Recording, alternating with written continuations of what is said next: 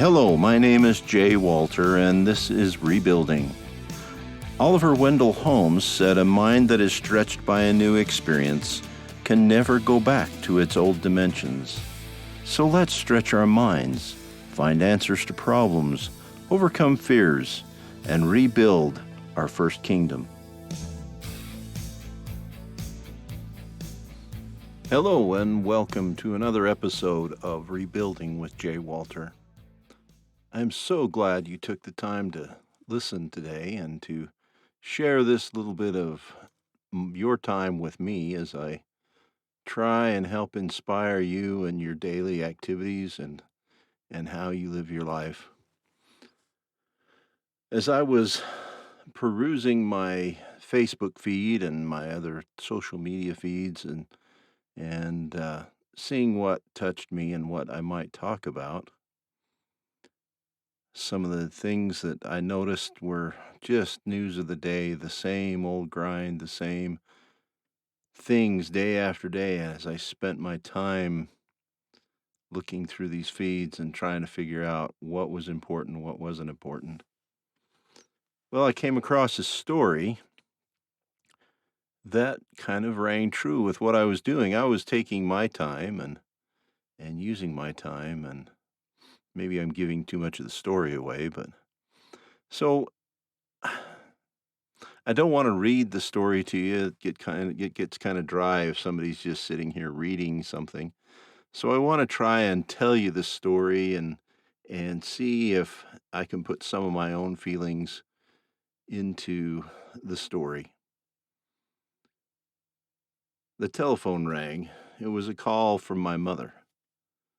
I answered it, and my mother told me Mr. Belser died last night. The funeral is Wednesday. Memories flashed through my mind as I recalled memories that I hadn't thought of for years.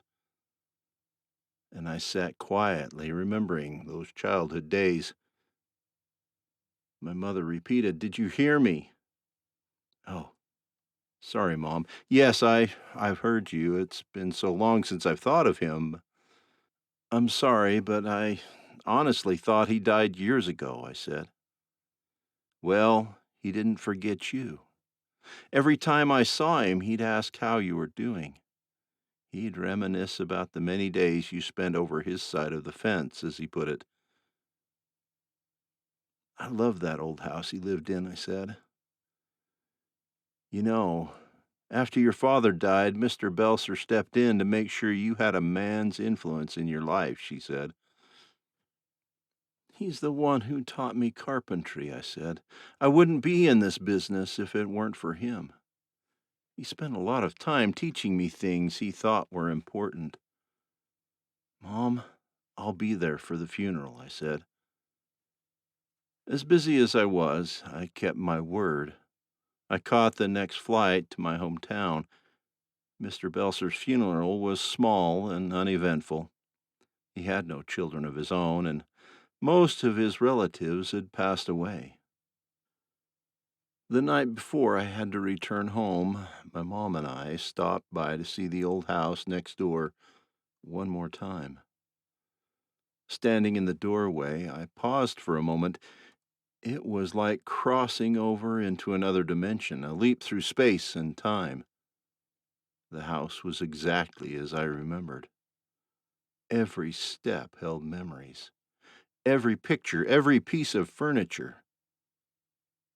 I suddenly stopped. "What's wrong?" Mom asked. "The box is gone," I said. "What box?" Mom asked. "There was a small gold box he kept locked on top of his shelf. I must have asked him 1,000 times what was inside. All he'd ever tell me was the thing I value most," I said. It was gone. Everything about the house was exactly how I remembered it, except for the box. I figured someone from the Belser family had taken it. "Now I'll never know what was so valuable to him," I said. "I better get some sleep. I have an early flight home, Mom." It had been about 2 weeks since Mr. Belser died. Returning home from work one day, I discovered a note in my mailbox. Signature required on a package. No one at home. Please stop by the main post office within the next 3 days, the note read. Early the next day, I went to the post office to retrieve the package. The small box was old and looked like it had been mailed 100 years ago. The handwriting was difficult to read, but the return address caught my attention. Mr. Harold Belser, it read. I took the box out to my car and ripped open the package. There inside was the gold box and an envelope. My hand shook as I read the note inside. Upon my death, please forward this box and its contents to Jack Bennett. It's the thing I value most in my life. A small key was taped to the letter. My heart was racing as tears filled my eyes. I carefully unlocked the box. There inside, I found a beautiful gold pocket watch. Running my fingers slowly over the finely etched casing, I unlatched the cover. Inside, I found these words engraved: Jack, thanks for your time. Harold Belser. The thing he valued most was my time. I held the watch for a few minutes, then called my office and cleared my appointments for the next 2 days. Why? My assistant asked. I need some time to spend with the people I love and say I care for, I said. Oh, by the way, thanks for your time. Life is not measured by the number of breaths we take, but by the moments that take our breath away. Now, that story hit home to me. Am I spending my time with the people I love? Am I spending my time helping other people? Some of the bullet points they put at the end of the story kind of also impacted me. First, at least 15 people in this world love you in some way. Number two, a smile from you can bring happiness to anyone, even if they don't like you. Number three, every night someone thinks about you before they go to sleep. Number four, you mean the world to someone. Number five, if not for you, someone may not be living. Number six, you are special and unique. I want to repeat that one. You are special and unique. 7, have trust sooner or later. You will get what you wish for or something better. Number 8, when you make the biggest mistake ever, something good can still come from it. Number 9, when you think the world has turned its back on you, take a hard look. You most likely turned your back on the world and the people who love and care for you. Number 10, someone that you don't even know exists loves you. Number 11, always remember the compliments you receive. Forget about the rude remarks. Number 12, always tell someone how you feel about them. You will feel much better when they know, and you'll both be happy. Number 13, if you have a great friend, take the time to let them know that they are great. So let's take a quick break and then we'll come back and talk about what spending your time with those around you means to them and it means to you. We'll be right back.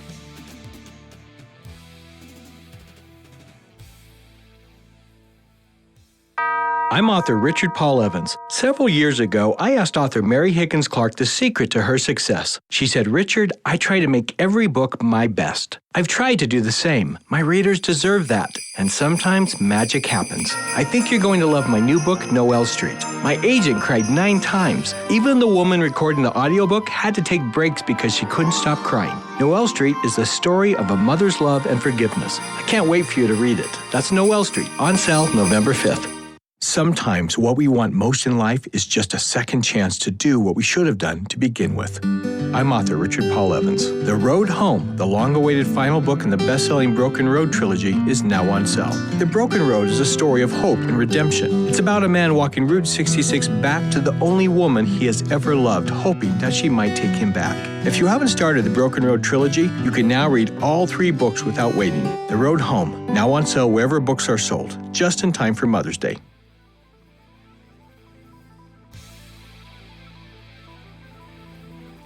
Welcome back to Rebuilding. As we talk about time and how we spend our time, I was looking through the internet, seeing if I could find some quotes and all the inspirational quotes. Well, time is money, and you need to budget your time, and how do you spend your time on your business. I'd kind of like to take a different tack. And who do you spend your time with is what I would like to talk about. And Buddha says the trouble is you think you have time. And, that's what we all assume is that we have time. If we have these intentions, I'll spend time with my children when I have more of it. I just got to spend my time doing this work because that's what's important to me. Well, there's only one thing, says Leo Christopher, more precious than our time, and that's who we spend it on. Who are you spending your time on? Who in your life do you need to turn your intentions to actions so that your time is spent where it needs to be spent? Charles Brixton said, "You'll never find time for anything. If you want time, you must make it." Now, I found that so true in my life. If I want to have the time to make these podcasts, I need to make the time. Now, there's all the time I could spend. I could be up watching a basketball game or a TV show, or I could be reading. But I chose to take the time. I chose to spend my time recording this podcast. I chose to make the time to try and get across this point to you all. So how do we plan our day? How do we plan our time so that we can fit in all those things we want to do? How do we make time every day to meet all of our needs, to move all of our intentions, those things we want to do, into things we're doing? It's not a hard thing. Well, maybe it is a hard thing. But what I've found is that if I sit every morning and I plan out my day on what I want to accomplish that day, it makes it that much easier. I may not get all the things done that I want to get done. I may not achieve all of my goals. But as I write things down in my organizer, I may have talked about my organizer before, but I'm not going to go into that now. But as I write those things down that I want to do, it makes a connection in my mind. It says, okay, we need to get this done. We need to get this done. We need to spend time with this person. Who in my family, my kingdom too, do I need to spend time with? How do I help my wife, my number one in my kingdom too, in my family? How do I help her during the day? how do I make a better connection with my source, my deity in Kingdom One? What am I planning on doing today to make that a better connection, to seek out those promptings, those inspirations that I can get from my source in Kingdom One? Who in my Kingdom Three? Who are my friends? Do I need to contact? Who have I not seen that I get a prompting I need to reach out to? I write those down. And I'm finding as I do that, that I'm actually creating time. Now, as I think about this, I read to try and help develop my goals and my inspirations and where I can go. And one of those things I learned about is there's a difference between linear time and Einstein time. And this is something I've kind of seen in my life. If you sit and you watch a clock, you watch each one of those ticks tick off. The day in a school class, I remember those days well, sitting in a class, watching that second hand tick off the seconds. And it seemed like that hour took forever. But if I was doing something I enjoyed, if I was reading a book that I was engrossed in or spending time with someone that I loved, the hours flew by. It's like, oh my gosh, where did that hour go? Where did those 4 hours go? Well, I've determined in my mind that time is a quantum. If you notice, if you record in your mind each second, then each quantum is a second long. But if you record in your mind an hour, the time when your time starts and when your time ends was an hour, that hour is one quantum. So you can create time, you can make time by how you focus your intentions, how you focus your mind, how you spend that time. And if you're bored or if you're focusing on that second hand, then that time, maybe you should rethink how you're spending that time. That time is not benefiting you. So let's talk a little bit about how we can focus on where we want to spend our time. And let's do that in our next segment. This podcast is brought to you by Five Kingdoms Radio, where you can listen to Rebuilding with Jay Walter every weekday night at 7 p.m. until 8 p.m. Tune in at kingsradio.com, that's KYNGS radio.com, or you can go to fivekingdomsradio.com. That's the number 5, kingdoms with a Y, radio.com.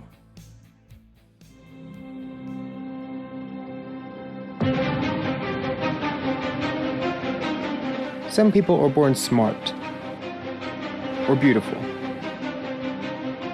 I was born electric. My name is Michael Vane. The Elgin Corporation created me, and now they're trying to destroy me. I've got friends that can shoot lightning,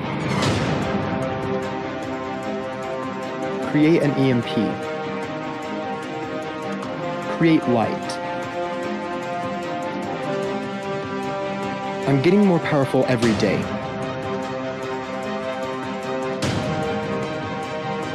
Which brings me to my question. How much electric am I going to get before I am no longer human?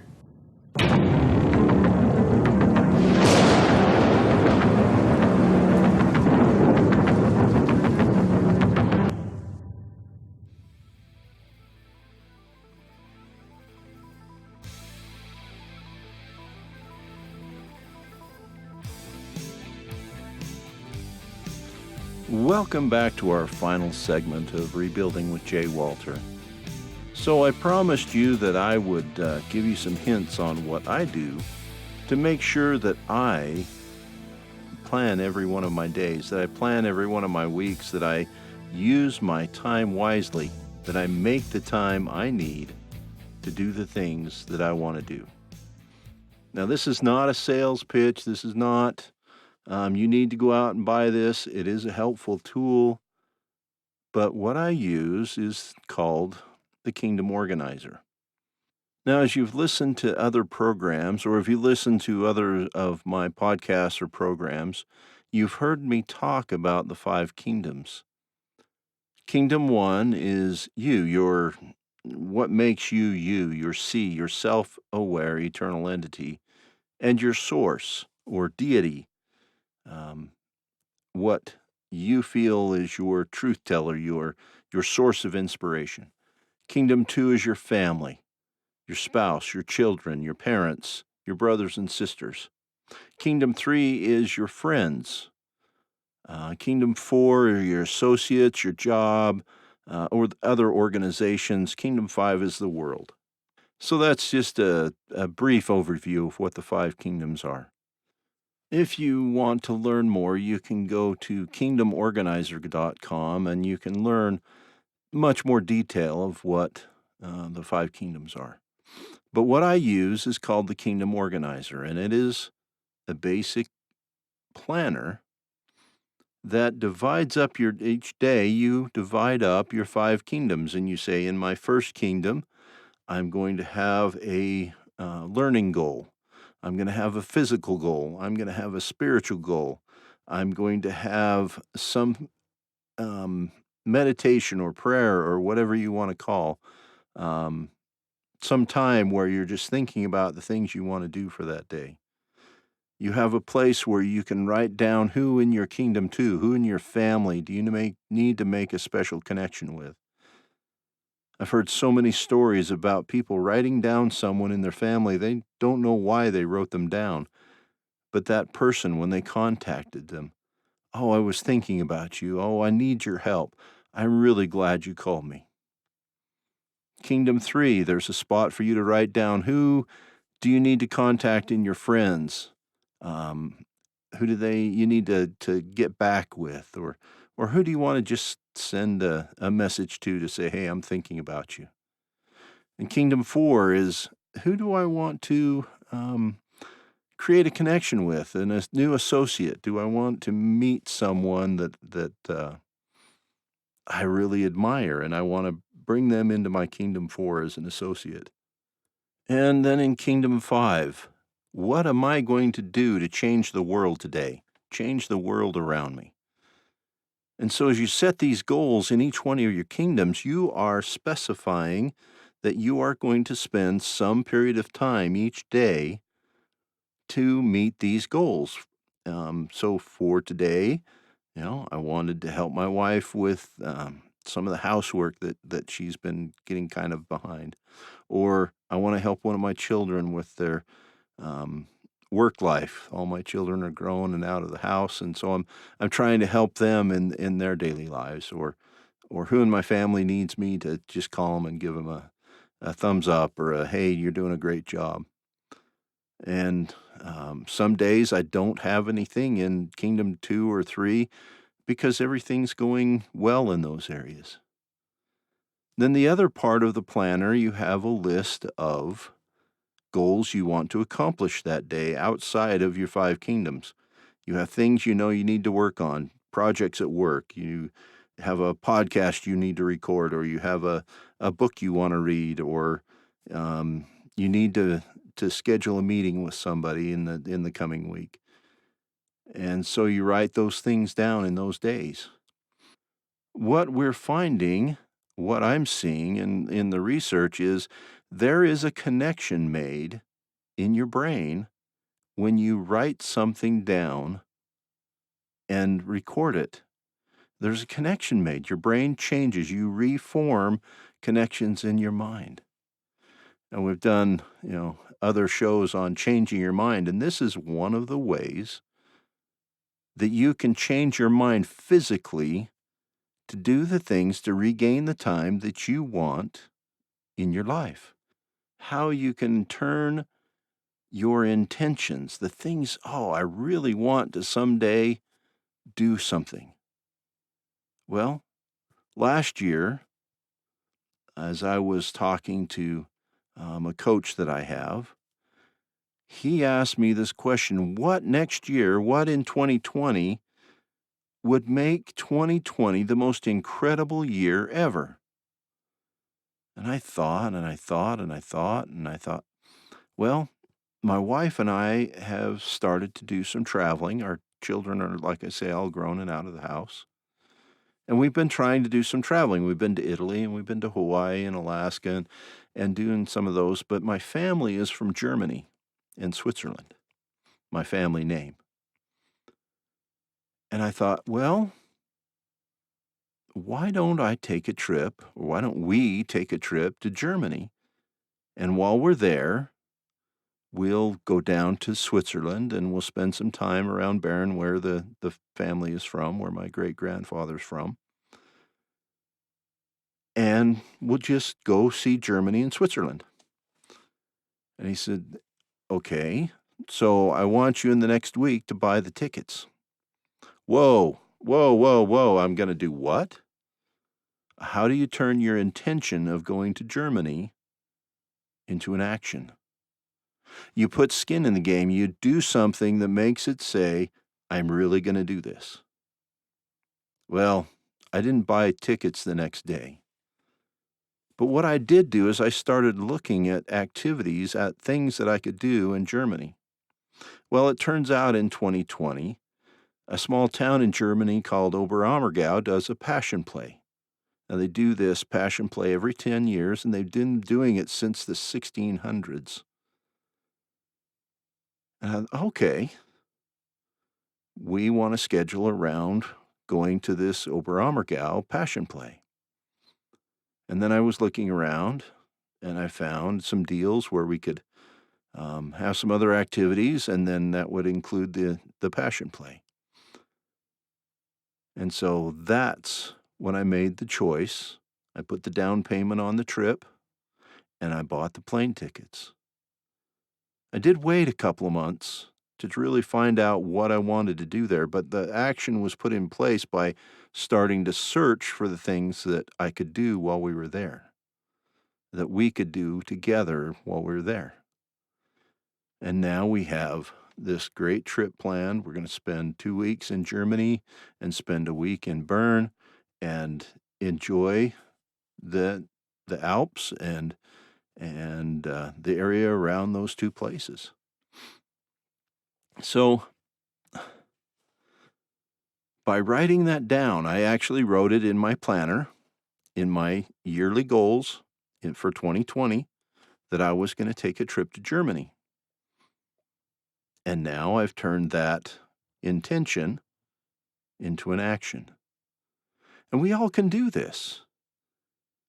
We all can turn these intentions into actions. Now, I'm not saying you have to go out and get this planner. It's the only way to do it. Take a journal. Write down your goals somewhere so you can go and review them. And then break those goals down into monthly and weekly and daily goals. But write them down. Turn those intentions into actions. Make time work for you. Make time be on your side. Okay, I think that I've probably repeated myself enough now. So I'm going to sign off today. As I usually do, you'll hear that later. But I want to say thank you for your time. Thank you for taking your time, this half hour, this hour, taking that time out of your day to listen to me and to share your thoughts and your actions with me. As always, thank you for listening to Rebuilding. I hope that you have heard something today that will help you on your path to rebuilding your life. If something resonated, if you felt a call to action, please take that action and rebuild. Let me know what you think of today's show or any of my shows. You can leave comments at rebuilding.podbean.com or email at j@jwalter.com. I would love to hear from you. Comments, suggestions, and topics that you would like me to cover are always welcome. Remember, a dream written down with a deadline is a goal, and a goal achieved is a dream come true. Until next time, I am Jay Walter, and I am always rebuilding.